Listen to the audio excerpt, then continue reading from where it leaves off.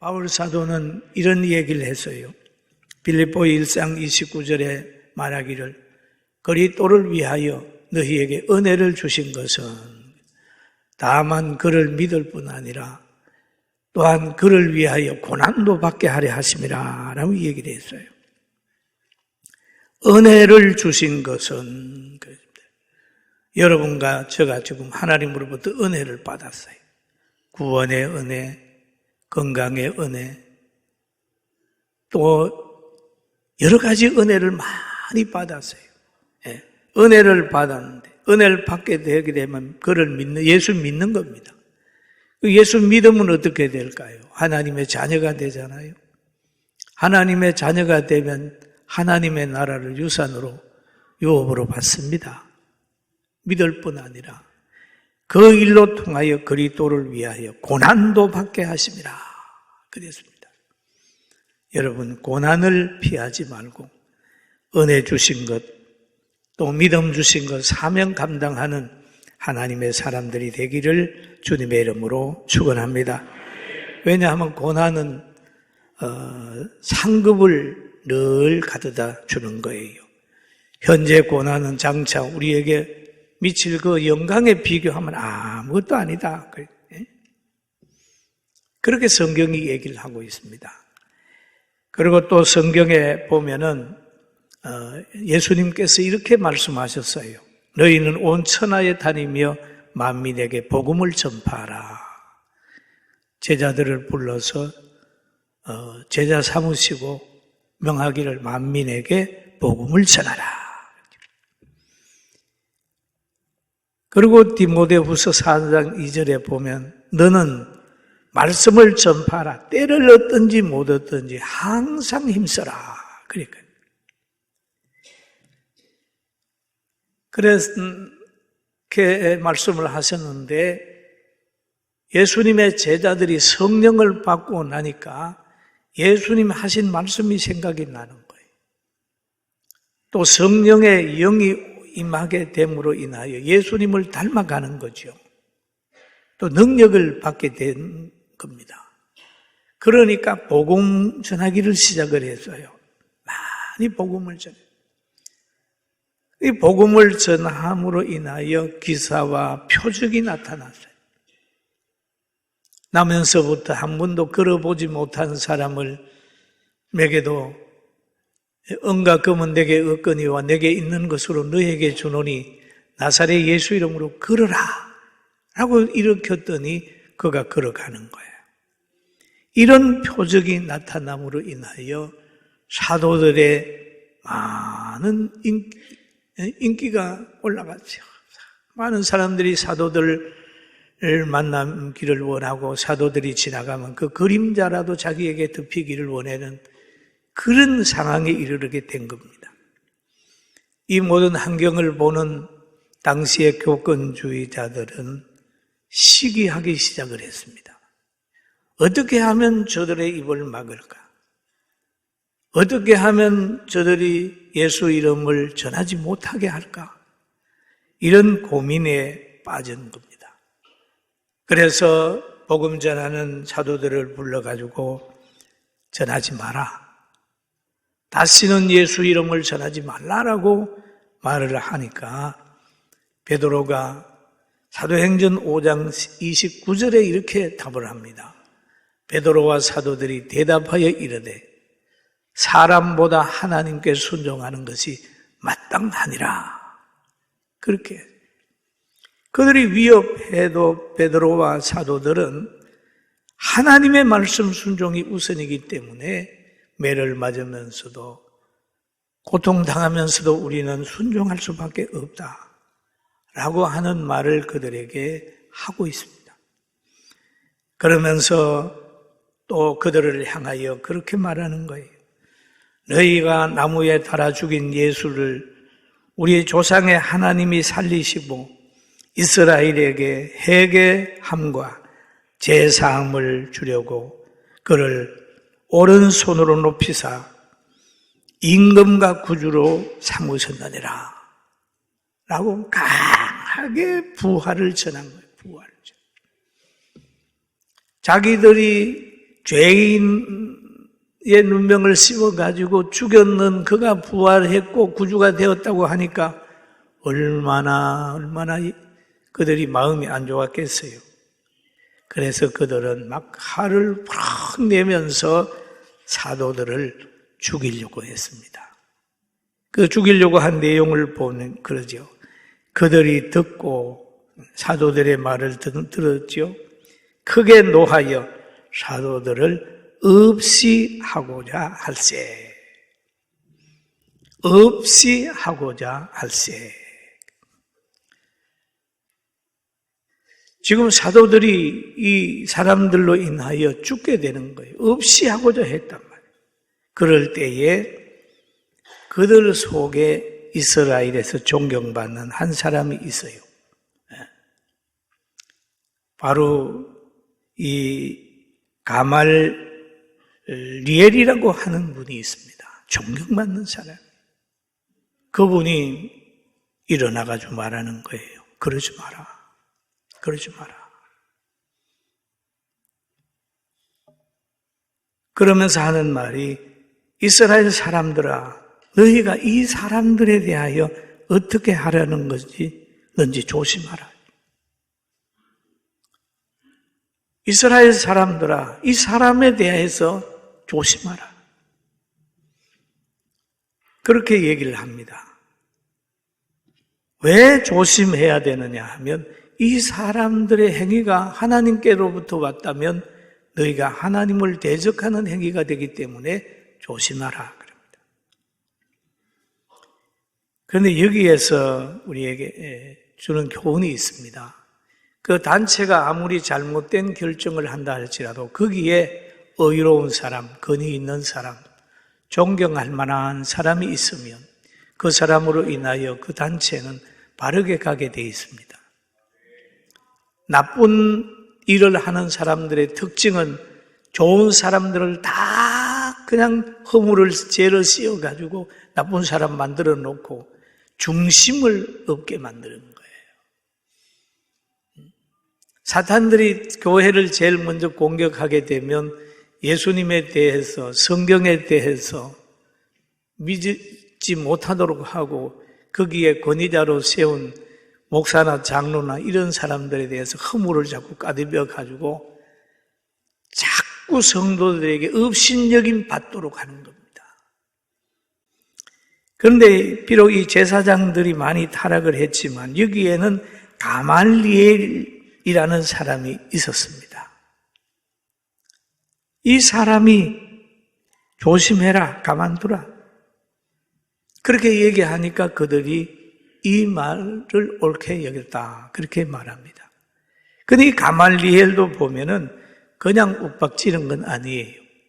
역사적 배경을 들어가지고 그 사람을 버려놓아라 라고 하는 거예요. 그런데 또 한 가지 여기서 보면은 이제 내가 너희에게 말하노니 이 사람을 상관하지 말고 버려두라. 이 사상과 소행이 사람으로부터 났으면 무너진다. 그렇게 무너진다. 사람으로 인하여 만든 종교, 도시 모든 것은 언젠가는 무너집니다. 로마가 그렇게 화려하게 그렇게 번성했지만 로마도 무너졌잖아요. 다 무너지게 되어 있습니다. 그 아름다웠던 원흥격장도 지금은 흔적만 남아있잖아요. 발과 아세라 신상도 무너졌어요. 모든 도성들이 다 이렇게 무너지는 거예요. 예수님을 따르는 자의 삶은 반석위의 삶이기 때문에 질병이나 고난이나 고통이 있을지 모르지만은 그의 인생은 실패함이 없다. 왜? 마지막에 인생이 천국 가는 것이 가장 귀하기 때문에 실패하지 않습니다. 아멘. 굉장히 중요한 거예요. 그리고 우리에게는 영원이 있다. 그 인본은 무너진다. 예레미야 선지자가 그런 말을 하지요. 우리 예레미야 7장 5절 한번 같이 봅니다. 말씀하시니라. 무릇 사람을 믿으면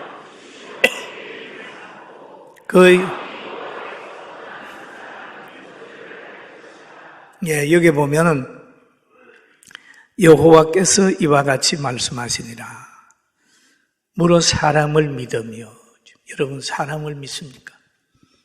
사람의 말에 귀 기울입니까? 서로 간에 살면 귀 기울여야 되겠죠. 그럼 믿어줘야 되겠죠. 그러나 하나님만큼 믿어서는 안 됩니다. 할렐루야. 사람은 사랑의 대상이지 믿음의 대상은 아닙니다. 사람은 왜냐하면 변해요. 자꾸 변합니다.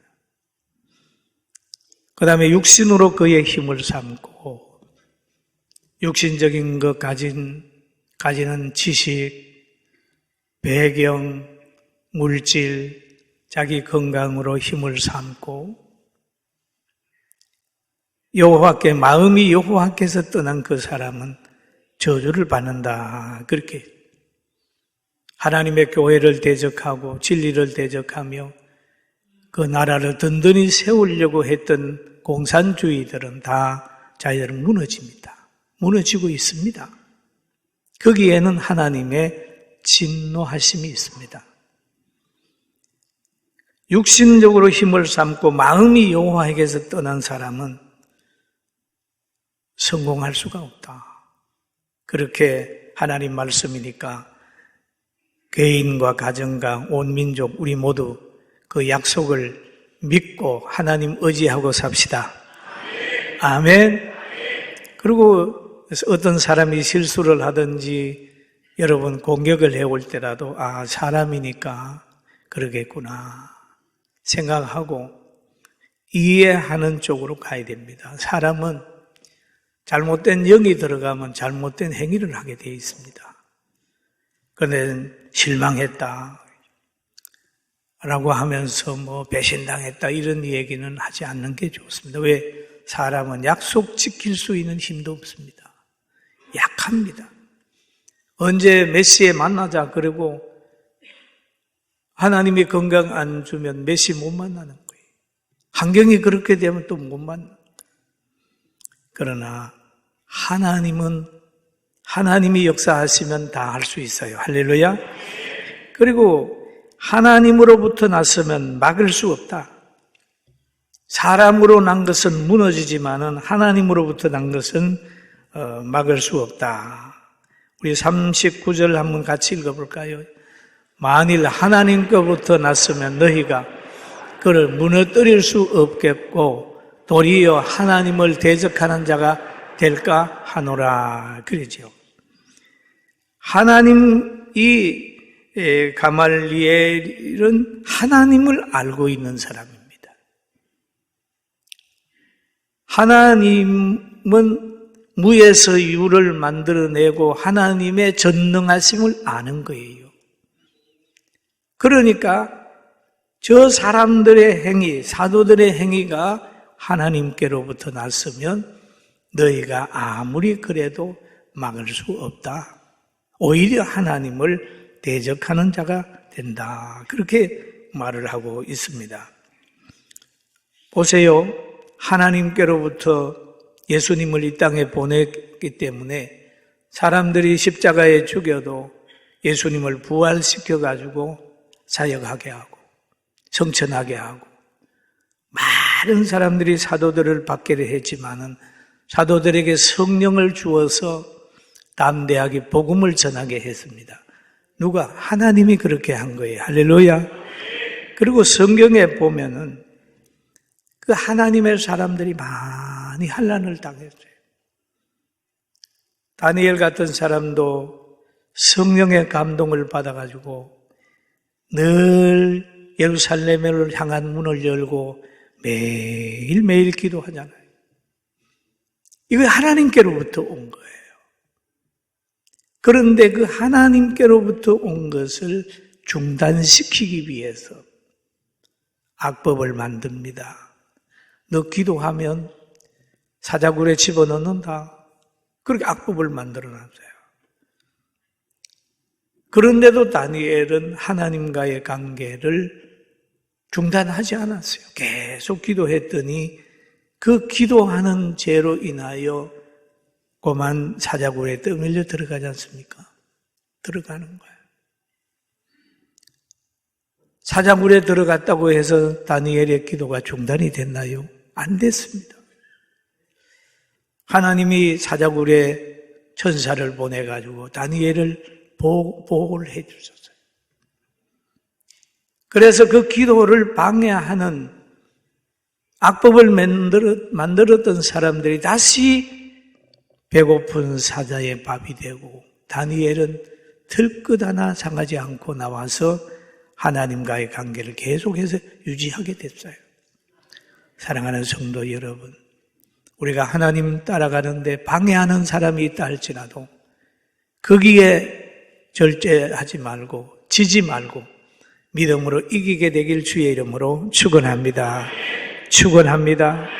그리고 풀무불도 마찬가지죠. 하나님께서 보호했어요. 그리고 사도들이 복음을 전하니까 제사장의 무리들까지 예수님을 믿게 되는 그런 역사가 막 나타났습니다. 여러분, 하나님이 하고자 하는 일은 하실 것이고 인간의 생각으로 하는 것은 하다가 무너질 것입니다. 우리 교회도 하나님이 하셨기 때문에 오늘까지 있는 거예요. 할렐루야. 그리고 이런 말을 하죠. 하나님이 기쁨을 주고 하나님이 붙들고 있는 사람은 어떤 사람이냐 하면 어려움이 오게 되면 더 즐거워하는 거예요. 우리는 어려움이 오면 더 힘을 잃지만은 성령의 감동받은 사람들은 박해를 받으면 더 열심을 내는 그런 일을 할 수 있어요. 우리가 한번 사도행전 5장 40절을 한번 읽어보도록 하겠습니다. 시작.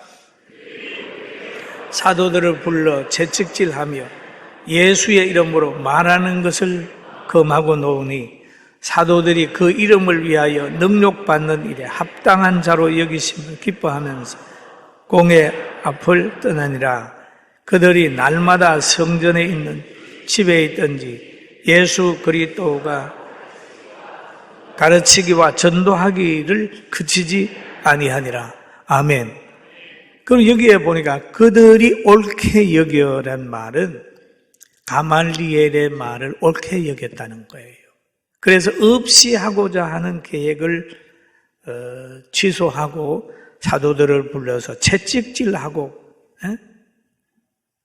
예수님의 이름을 전하지 말라고 경고를 해서 내보내는 겁니다.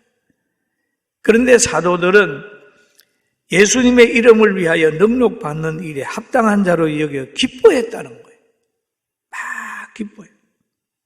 그러면서 나가가지고 성전에 있든지 집에 있든지 어디를 가든지 간에 하나님의 말씀을 전하면서 기뻐했단 말이에요. 이게 바로 예수 믿는 사람들이 가지는 능력입니다. 할렐루야. 너희가 성령이 임하면은 박해가 많은 예루살렘이라도 유다라도 또 저 사마리아 천히 여김을 받는 그들에까지라도 복음을 전할 수 있는 능력이 있다고 그래요. 오늘 우리도 성령의 사람이 되어서 늘 의를 위하여 박해를 받을 때 지지 말고 믿음으로 잘 극복해서 하나님 앞에 상급받는 우리 모두가 되기를 주의 이름으로 축원합니다. 그래서 바울 사도는 로마서 8장 18절에 이렇게 얘기를 합니다. 생각건대 같이 봅니다. 생각건대 현재의 고난은 장차 우리에게 나타날 영광과 비교할 수 없다. 현재의 고난은 바울 사도가 고난을 당하고 있는 거죠. 현재의 내가 당하는 고난은 장차 우리에게 나타날 영광에 비교할 수 없다라고 하는 얘기를 했습니다.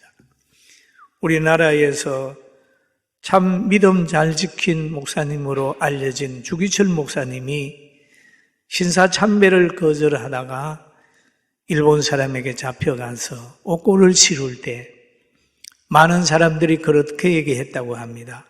뭐 그렇게 별나게 예수 믿냐고. 다른 사람처럼 그냥 한번 신사참배해버리면 자녀도 편하고 너도 편하고 부모님도 그렇게 편안할 텐데 별나게 예수 믿는다고 그렇게 손가락질 받았다는 말이 있습니다. 그러나 그분은 끝까지 참 순교의 제물이 되었잖아요. 여러분, 우리도 그런 말을 들을 때가 있습니다. 왜 그렇게 별나게 예수 믿냐고, 그렇게 별나게 기도하는 생활하냐고 그런 말을 들을 때가 있어요. 그러나 주기철 목사님 보세요. 그들의 말에 귀 기울이지 아니하고 하나님 말씀을 끝까지 의지함으로 대한민국 역사에 주기철 목사님 얼마나 존경받습니다. 손양은 목사님 얼마나 존경받습니까? 우리들도 하나님이 세운 그 자리에서 믿음 잘 지켜 아름다운 이름을 남길 뿐 아니라 천국에서 상급받는 사람으로 살기를 주의 이름으로 축원합니다. 그리고 하나님께서 우리에게 약속한 내용이 있습니다. 그 약속은 뭐냐 하면 예레미야 17장 7절 8절에 이런 약속을 하셨어요. 여호와를 의지하며 여호와를 의뢰하는 그 사람은 복을 받을 것이라. 여호와를 의지하고 의뢰하는 사람은 복을 받는다. 그는 물가에 심기운 나무가 그 뿌리를 강변에 뻗치고 더위가 올지라도 두려워 아니하며 그 잎이 청청하며 가무는 해에도 걱정이 없고 결실이 그치지 아니함 같으리라 라고 얘기를 하는 겁니다. 여러분과 저는 다 하나님 말씀을 믿고 살기 때문에 물가에 심기운 나무입니다. 믿습니까? 믿습니까? 물가에 심기운 나무. 고난이 오면 그 고난 속에서 진리를 깨닫고 연약이 오면 연약 속에서 더 깊은 것을 깨닫고 그렇습니다. 연약해 보니까 아하, 내가 때로는 아내의 짐이 되고 때로는 자녀들의 짐이 되는구나 하는 걸 여러분 느낄 겁니다. 그리고 자녀들을 이렇게 보면서 아, 내가 힘을 써야 될 때구나 하는 걸 느낄 거예요. 그럼 우리는 언제든지 힘이 짐이 되기도 하고 짐이 힘이 되기도 하는 이 때를 잘 분별해서 신앙생활하고 하나님이 나에게 은혜를 많이 주셨으면 그 은혜 주신 것 거기에서 끝나는 게 아니라 헌신할 수 있는 직분도 주시고 헌신할 수 있는 환경도 주시고 물질도 주는 걸 알아서 은혜 받은 대로 하나님과 관계 잘 맺어가고 가족들과 관계, 우리 대한민국과 관계도 잘 맺어가게 되기를 주님의 이름으로 축원합니다. 할렐루야! 여러분, 우리는 승리했습니다. 우리는 예배드림으로 인하여 다시 한번 하나님과의 관계가 회복이 되고 올 한 해도 성경 안에서 지식을 얻고 기도해서 성령 충만 받아서 승리하게 되기를 주의 이름으로 축원합니다.